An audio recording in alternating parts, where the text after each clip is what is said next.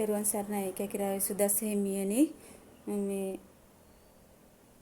මේ ලෝකේ ගත්තොත් අපිට ලෝකෙම පළවෙනිම බිහි වෙන රට ඒ කියන්නේ මේ පෘථිවි තලයෙන් බිහි වෙන පළවෙනිම රට තමයි ශ්‍රී ලංකාව.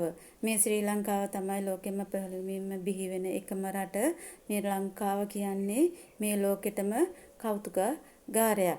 එතකොට මේ කෞතුකාගාරයවත් මිනිස්සුන්ට හඳුනා ගැනීමේ හැකියාවක් දැනට නැහැ. ඒ කියන්නේ මේ ලෝකෙම බිහි වෙන එකම රට තමයි පළමුවෙන්ම රට තමයි ශ්‍රී ලංකාව. අනිත් රටවල් රටවල් බිහි වෙන්න කලින් පළමුවෙන්ම මේ පෘථිවි තලයේ මතුවන එකම රට තමයි ශ්‍රී ලංකාව.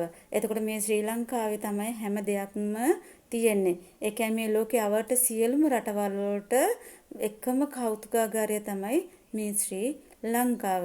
එතකොට මේ ශ්‍රී ලංකාවේ මේ කෞතුකාගාරයවත් හඳුනා ගන්න බැරි මිනිස්සු පිරිසක් මේ ලංකාවේ බිහි වෙලා ඉන්නකොට මිනිස්සුන්ට මිනිස්සුන්ගේ ශරීරවල හඳුනා ගැනීමේ හැකියාවක් නැහැ.